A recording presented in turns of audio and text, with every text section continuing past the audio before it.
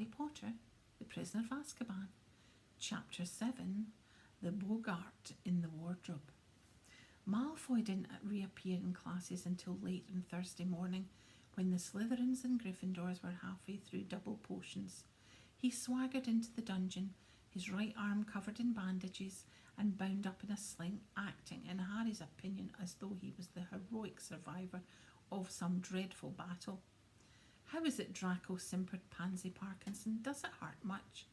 "Yes," said Malfoy, putting on a brave sort of grimace, but Harry saw him wink at Crabbe and Goyle when Pansy had looked away. Settle down," said Professor Snape. Harry and Ron scowled at each other. Snape wouldn't have said settle down if they'd walked in late. He'd have given them detention, but Malfoy had always been able to get away with anything in Snape's classes. Snape was head of Slytherin House and generally favoured his own students before all others. They were making a new potion today, a shrinking solution. Malfoy set up his cauldron right next to Harry and Ron so that they were preparing their ingredients on the same table. "Sir," Malfoy called, "Sir, I'll need help cutting up these daisy roots because of my arm." "Weasley, cut up Malfoy's roots for him," said Snape without looking up. Ron went brick red. "There's nothing wrong with your arm," he hissed at Malfoy. Malfoy smirked across the table. "Weasley, you heard Professor Snape. Cut up these roots." Ron seized his knife, pulled Malfoy's roots towards him and began to chop them roughly, so they were all different sizes. "Professor," drawled Malfoy, "Weasley's mutilating my roots, sir." Snape approached their table, stared down from his hooked nose at the roots, then gave Ron an unpleasant smile from beneath his long, greasy black hair. "Change roots with Malfoy, Weasley." "But, sir..." Ron had spent the last quarter of an hour carefully shredding his own roots into exactly equal pieces. "Now," said Snape in his most dangerous voice. Ron shoved his own beautifully cut roots across the table at Malfoy, then took up the knife again. "And, sir, I'll need this shrivel-fig skin," said Malfoy, his voice full of malicious laughter. "Potter, you can skin Malfoy's shrivel-fig," said Snape, giving Harry the look of loathing he always reserved just for him. Harry took Malfoy's shrivel-fig as Ron set about trying to repair the damage to the roots he had to use. Harry skinned the shrivel-fig as fast as he could and flung it back across the table at Malfoy without speaking. Malfoy was smirking more broadly than ever. "Seen your pal Hagrid lately?" he asked them quietly. "None of your business," said Ron jerkily without looking up. "I'm afraid he won't be a teacher much longer," said Malfoy in a tone of mock sorrow. "Father's not very happy about my injury." "Keep talking, Malfoy, and I'll give you a real injury," said Ron. "And he's complained to the school governors and to the Ministry of Magic. Father's got a lot of influence, you know, and a lasting injury like this." He gave a huge fake sigh. "Who knows if my arm will ever be the same again?" "So that's why you're putting it on," said Harry, accidentally beheading a dead caterpillar because his hand was shaking in anger, "to try and get Hagrid sacked." "Well," said Malfoy, lowering his voice to a whisper, "partly, Potter, but there are other benefits too. Weasley, slice my caterpillars for me." A few cauldrons away, Neville was in trouble. Neville regularly went to pieces in potions lesson. It was his worst subject, and his great fear of Professor Snape made things 10 times worse. His potion, which was supposed to be bright acid green, had turned orange. "Longbottom," said Snape, ladling some up and allowing it to splash back into the cauldron so that everyone could see. "Orange? Tell me, boy, does anything penetrate that thick skull of yours? Didn't you hear me say quite clearly that only one rat's spleen was needed? Didn't I state plainly that a dash of leech juice would suffice? What do I have to do to make you understand, Longbottom?" Neville was pink and trembling. He looked as though he was on the verge of tears. "Please, sir," said Hermione, "please, I could help Neville put it right." "I don't remember asking you to show off, Miss Granger," said Snape coldly, and Hermione went as pink as Neville. "Longbottom, at the end of this lesson we will feed a few drops of this potion to your toad and see what happens. Perhaps that will encourage you to do it properly." Snape moved away, leaving Neville breathless with fear. "Help me," he moaned to Hermione. "Hey, Harry," said Seamus Finnegan, leaping over to borrow Harry's brass scales. "Have you heard? Daily Prophet this morning. They reckon Sirius Black's been sighted. "Where?" said Harry and Ron quickly. On the other side of the table, Malfoy looked up, listening closely. "Not too far from here," said Seamus, who looked excited. "It was a muggle who saw him. Of course, she didn't really understand. The muggle think he's just an ordinary criminal, don't they? So she phoned the telephone hotline. By the time the Ministry of Magic got there, he was gone." "Not too far from here," Ron repeated, looking significantly at Harry. He turned around and saw Malfoy watching closely. "What? Malfoy? Need something else skinning?" But Malfoy's eyes were shining malevolently, and they were fixed on Harry. He leant across the table. "Thinking of trying to catch Black single-handed, Potter?" "Yeah, that's right," said Harry offhandedly. Malfoy's thin mouth was curving in a mean smile. "Of course, if it was me," he said quietly, "I'd have done something before now. I wouldn't be staying in a school like a good boy. I'd be out there looking for him." "What are you talking about, Malfoy?" said Ron roughly. "Don't you know, Potter?" breathed Malfoy. His pale eyes narrowed. "Know what?" Malfoy let out a low, sneering laugh. "Maybe you'd rather not risk your neck," he said. "Want to leave it to the Mentors, do you? But if it was me, I'd want revenge. I'd hunt him down myself." "What are you talking about?" said Harry angrily. But at that moment Snape called. "You should have finished adding your ingredients by now. This potion needs to stew before it can be drunk. Clear away while it simmers, and then we'll test the long bottoms." Crabbe and Goyle laughed openly, watching Neville sweat as he stirred his potion feverishly. Hermione was muttering instructions to him out of the corner of her mouth so that Snape wouldn't see. Harry and Ron packed away their unused ingredients, went to wash their hands and ladles in the stone basin in the corner. "What did Malfoy mean?" Harry muttered to Ron as he stuck his hands under the icy jet that poured from a gargoyle's mouth. Why would I want revenge on Black? He hasn't done anything to me. Yet." "He's making it up," said Ron savagely. "He's trying to make you do something stupid." The end of the lesson was in sight. Snape strode over to Neville, who was cowering by his cauldron. "Everyone gather around," said Snape, his black eyes glittering, "and watch what happens to Longbottom's toad. If he has managed to produce a shrinking solution, it will shrink to a tadpole. If, as I don't doubt, he has done it wrong, his toad is likely to be poisoned." The Gryffindors watched fearfully. The Slytherins looked excited. Snape picked up Trevor the toad in his left hand and dipped a small spoon into Neville's potion, which was now green. He trickled a few drops down Trevor's throat. There was a moment of hushed silence in which Trevor gulped. Then there was a small pop, and Trevor the tadpole was wriggling in Snape's palm. The Gryffindors burst into applause. Snape, looking sour, pulled a small bottle from the pocket of his robe, poured a few drops on top of Trevor, and he reappeared suddenly, fully grown. 5 points from Gryffindor," said Snape, which wiped the smiles from every face. "I told you not to help him, Miss Granger." Class dismissed. Harry, Ron and Hermione climbed the steps to the entrance hall. Harry was still thinking about what Malfoy said, while Ron was seething about Snape.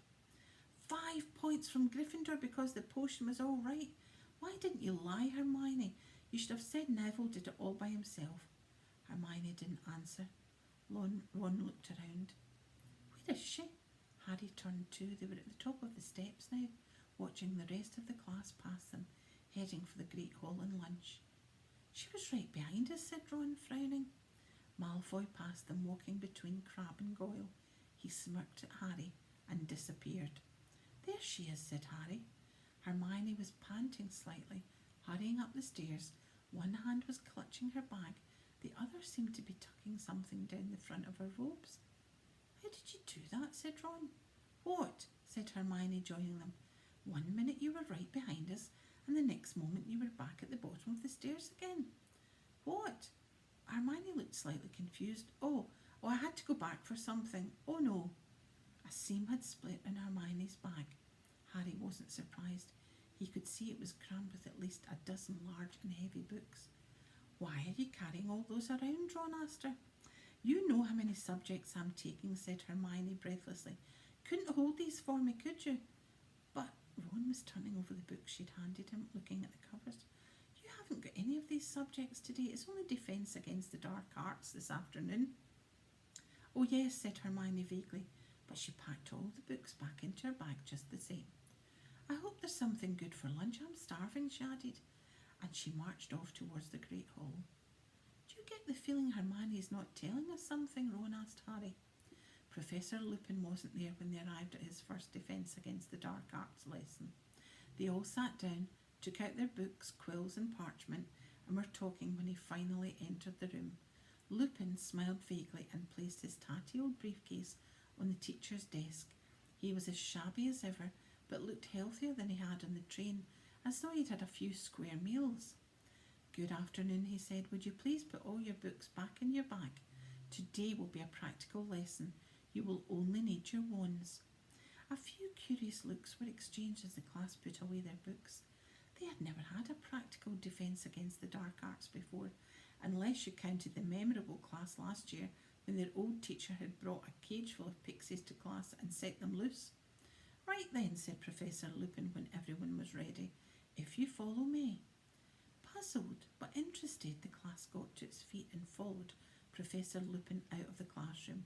He led them along the deserted corridor and around a corner, where the first thing they saw was Peeves the poltergeist, who was floating upside down in midair and stuffing the nearest keyhole with chewing gum.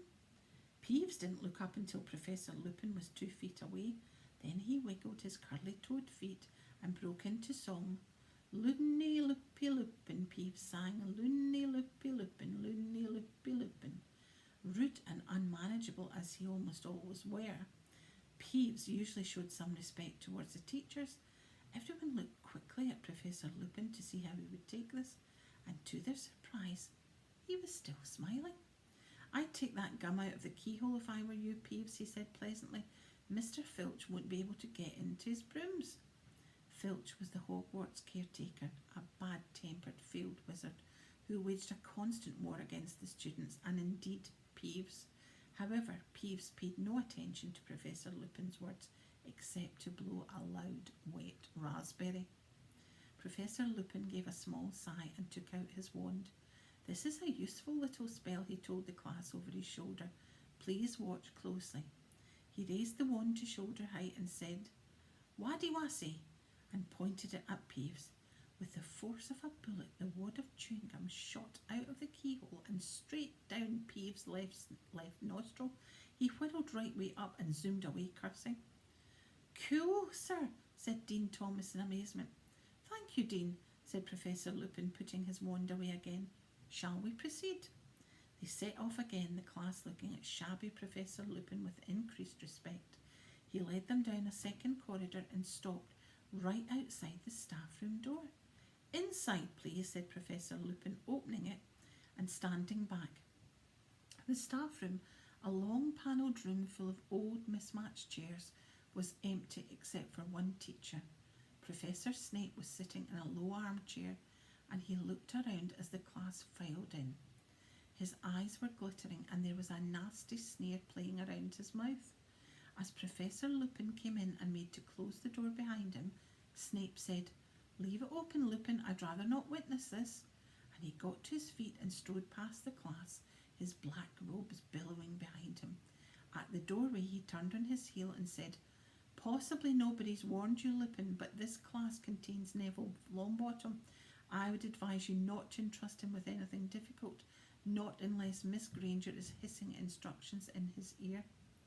Neville went scarlet. Harry glared at Snape. It was bad enough that he bullied Neville in his own classes, let alone doing it in front of other teachers. Professor Lupin had raised his eyebrows. "I was hoping that Neville would assist me with the first stage of the operation," he said, "and I am sure he will perform it admirably." Neville's face went, if possible, even redder. Snape's lip curled, but he left, shutting the door with a snap. "Now then," said Professor Lupin, beckoning the class towards the end of the room where there was nothing except an old wardrobe in which the teachers kept their spare robes. As Professor Lupin went to stand next to it, the wardrobe gave a sudden wobble, banging off the wall. "Nothing to worry about," said Professor Lupin calmly, as a few people jumped backwards in alarm. "There's a Boggart in there." Most people seemed to feel this was something to worry about. Neville gave Professor Lupin a look of pure terror, and Seamus Finnegan eyed the now rattling doorknob apprehensively. "Boggarts like dark, enclosed spaces," said Professor Lupin. "Wardrobes, the gap beneath beds, the cupboards under sinks. I once met one that had lodged itself in a grandfather clock. This one moved in yesterday afternoon, and I asked the headmaster if the staff would leave it to give my third years some practice. So the first question we must ask ourselves is, what is a Boggart?" Hermione put up her hand. "It's a shapeshifter," she said. "It can take the shape of almost whatever it thinks will frighten us most." "Couldn't have put it better myself," said Professor Lupin, and Hermione glowed. "So the Boggart sitting in the darkness within has not yet assumed a form. He does not yet know what will frighten the person on the other side of the door. Nobody knows what a Boggart looks like when he is alone, but when I let him out, he will immediately become whatever each of us most fears. This means," said Professor Lupin, choosing to ignore Neville's small sputter of terror, "that we have a huge advantage over the Boggart before we begin. Have you spotted it, Harry?" Trying to answer a question with Hermione next to him, bobbing up and down on the balls of her feet with her hand in the air, was very off-putting, but Harry had a go. Because there are so many of us, it won't know what shape it should be." "Precisely," said Professor Lupin, and Hermione put her hand down, looking a little disappointed. "It's always best to have company when you're dealing with a Boggart.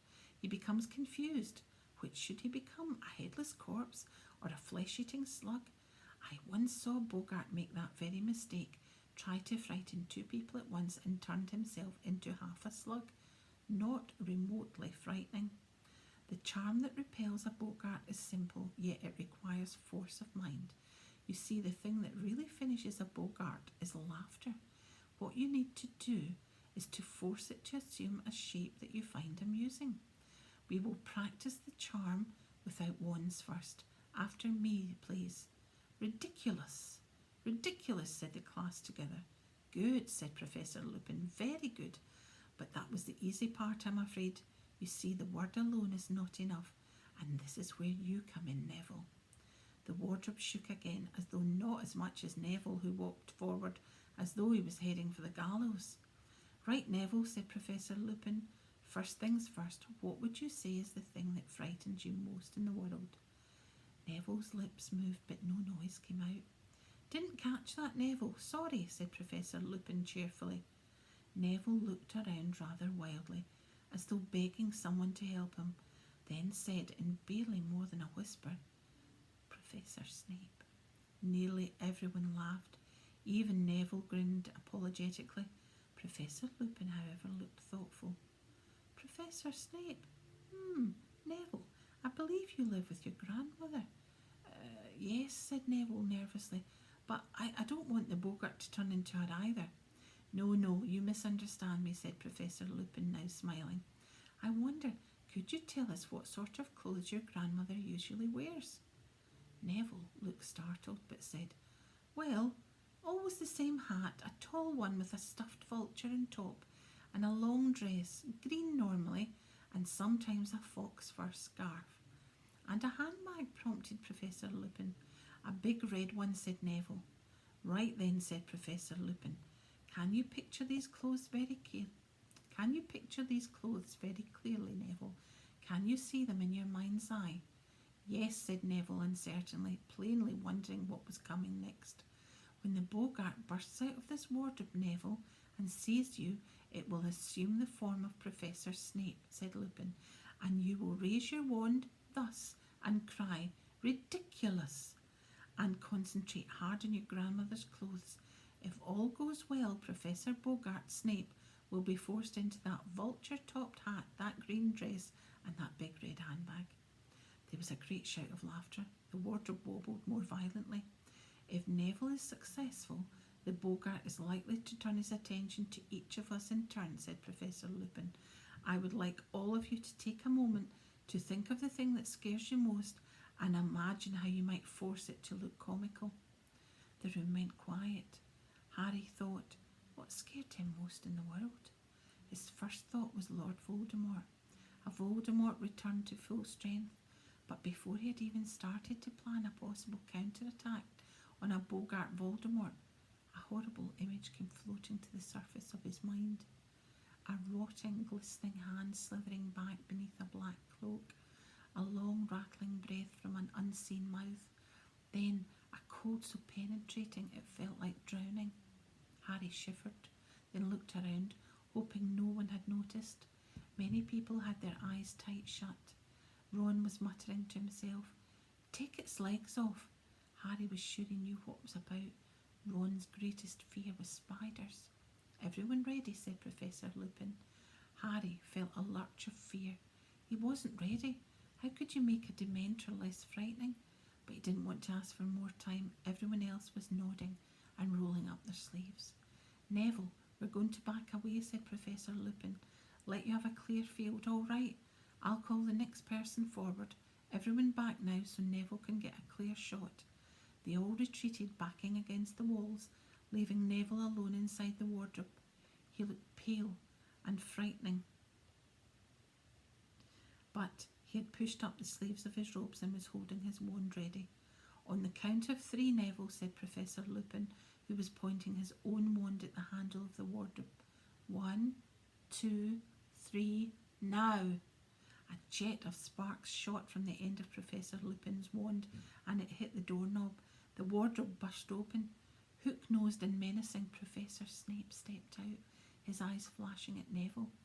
Neville backed away, his wand up, mouthing wordlessly.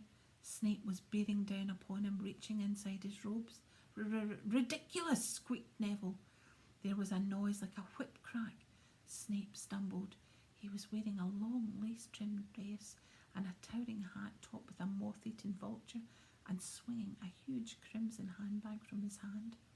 There was a roar of laughter. The Boggart paused, confused, and Professor Lupin shouted, "Parvati, forward!" Parvati walked forward, her face set. Snape rounded on her. There was another crack. Where he had stood was a blood-stained bandaged mummy. Its sightless face was turning to Parvati and began to walk towards her, very slowly dragging its feet, its stiff arms rising. "Ridiculous!" cried Parvati. A bandage unravelled at the mummy's feet. It became entangled, fell face forwards, and its head rolled off. "Seamus!" roared Professor Lupin. Seamus darted past Parvati. Crack! Where the mummy had been was a woman with a floor-length black hair and a skeletal green-tinged face, a banshee. She opened her mouth wide and made an unearthly sound fill the room. A long, wailing shriek which made the hair on Harry's head stand on end. "Ridiculous!" shouted Seamus. The banshee made a rasping noise and clutched her throat. Her voice was gone. Crack! The banshee turned into a rat, which chased its tail in a circle. Then, crack! Became a rattlesnake, which slithered and writhed before, crack! Becoming a single bloody eyeball. "It's confused," shouted Lupin. "We're getting there. Dean!" Dean hurried forward. Crack! The eyeball became a severed hand, which flipped over and began to creep along the floor like a crab. "Ridiculous!" yelled Dean. There was a snap, and the hand was trapped in a mousetrap. "Excellent! Ron, you next!" Ron leapt forward. Crack! Quite a few people screamed. A giant spider, 6 feet tall and covered in hair, was advancing on Ron, clicking its pincers menacingly. For a moment, Harry thought Ron had frozen. Then, "Ridiculous!" bellowed Ron, and the spider's legs vanished. It rolled over and over. Lavender Brown squealed and ran out of its way, but it came to a halt at Harry's feet. He raised his wand ready, but... "Here!" shouted Professor Lupin, suddenly hurrying forward. Crack! The legless spider had vanished. For a second, everyone looked wildly around to see what it was. Then they saw a silvery white orb hanging in the air in front of Lupin, who said, "Ridiculous," almost lazily. Crack. "Forward, Neville, and finish him off," said Lupin, as the Boggart landed on the feet as a cockroach. Crack. Snape was back. This time Neville charged forward, looking determined.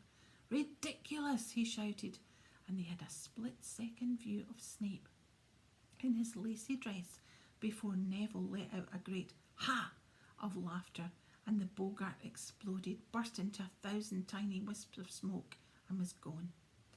"Excellent," cried Professor Lupin as the class broke into applause. "Excellent, Neville. Well done, everyone. Let me see. 5 points to Gryffindor for every person to tackle the Boggart. 10 for Neville because he did it twice, and 5 each to Hermione and Harry." "But I didn't do anything," said Harry. "You and Hermione answered my questions correctly at the start of the class, Harry," Lupin said lightly. "Very well, everyone. An excellent lesson. Homework. Kindly read the chapter on Boggarts and summarise it for me, to be handed in on Monday. That will be all." Talking excitedly, the class left the staff room. Harry, however, wasn't feeling cheerful. Professor Lupin had deliberately stopped him tackling the Boggart. Why? Was it because he'd seen Harry collapse in the train and thought he wasn't up to much? Had he thought Harry would pass out again? But no one seemed to have noticed anything. "Did you see me take that banshee?" shouted Seamus. "And the hand," said Dean, waving his own around. "And Snape in that hat. And my mummy." "I wonder why Professor Lupin's frightened of crystal balls," said Lavender thoughtfully. "That was the best defence against the dark arts lesson we've ever had, wasn't it?" said Ron excitedly, as they made their way back to the classroom to get their bags. "He seems a very good teacher," said Hermione approvingly, "but I wish I could have had a turn with the Boggart." "What would it have been for you?" said Ron, sniggering.